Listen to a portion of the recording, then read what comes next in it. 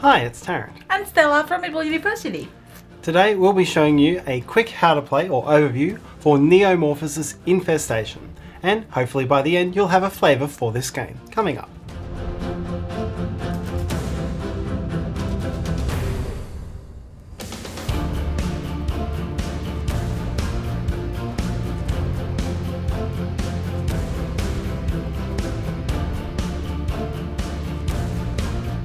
So we do a lot of how to play, live playthrough videos and more.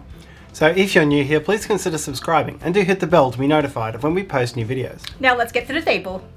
Neo-Morphosis Infestation is a cooperative battle and survival game set in a research station infested with aliens.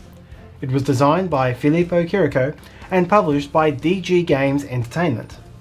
The game plays 1 to 4 players in 60 to 90 minutes and is of medium complexity. In this video, we are using a prototype copy of the game, and so not all of the art and components you see here are final. In the 22nd century world of Neo-Morphosis Infestation, players are scientists who are researching new technologies to save humanity from a doomed Earth. But the research station they work at has been infested by aliens, and now they must battle to save themselves before they can save the world. If players can complete their scenario's objective, which could be getting to one of the sectors on the board, maybe defeating aliens there, or completing a certain task, then they will win the game. But if they are vanquished by the aliens, or the aliens destroy the station, the players lose. A scenario is set up with map rooms, including many connecting doors, and several random infestation cards from which the aliens in the game will be spawned when players enter a room. You will always play with 4 crew members, and players will double up if fewer than 4 are playing. Each round, players first resolve emergencies on the station. Then, each crew member will act, taking up to 3 actions. Then the aliens will activate as dictated by an alien activation card, and then finally you'll advance the game's timer. This sequence repeats until the game is over. Things will quickly go wrong when the aliens activate. Alien pods will neomorphosize into worms or hydras. These may neomorphosize further, first being buffed with an additional stats card, then converting to even more terrifying rippers and slugs. Aliens may attack the crew, dealing wounds. And if a crew member's health is ever reduced to 0, then they will have to miss turns recovering. There is no elimination of crew. They may attack doors or computer terminals, rendering them unable to be used until repaired.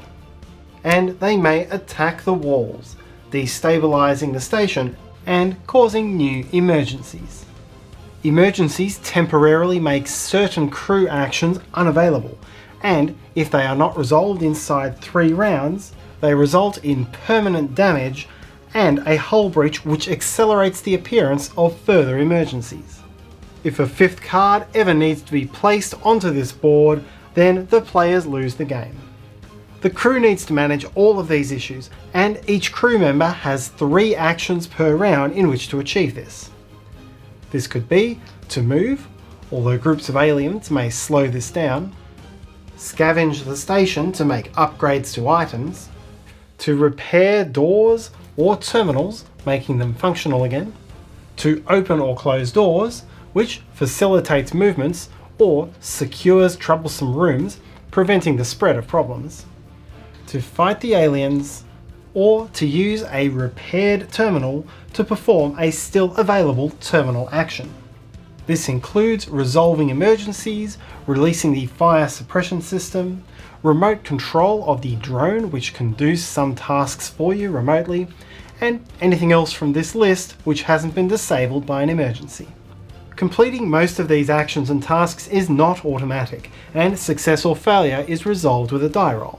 For most tasks, including attack, players will roll a d6 and then add bonuses for their proficiency in that skill, as well as any items that help, and they'll be trying to roll over that task's difficulty number.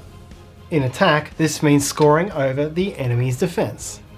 When attacking, players also have the benefit of the xenobiology tiles, where any matching symbols will provide a bonus against certain types of aliens.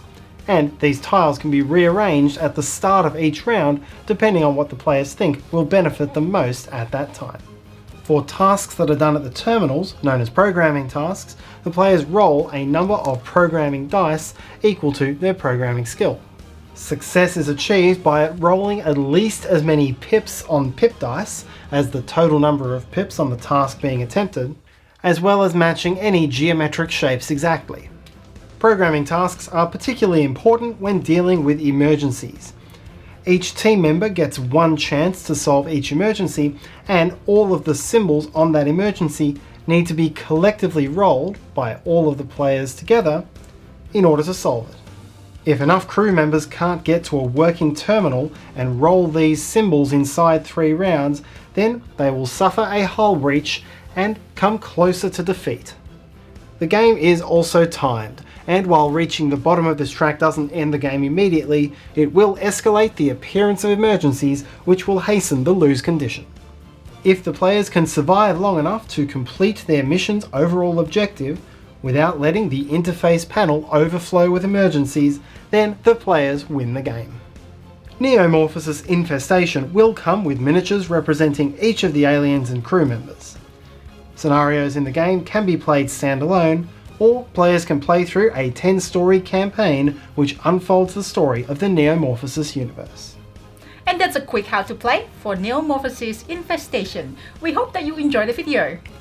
At the time of filming, Neo-Morphosis Infestation is on Kickstarter, and so we'll put a link in the description below so you can check it out. And do note that the components and rules in this video were prototype, and so everything you see here may not be final. If you enjoyed this video, please help us by hitting that like button. Subscribe to us. You can also hit the meeple in the corner there somewhere and hit the bell icon so you'll get notification when we have new videos. You can also follow me on Instagram for my board games journey. And finally, if you have any questions, comments or feedback, please leave them in the comment section below. Until next time.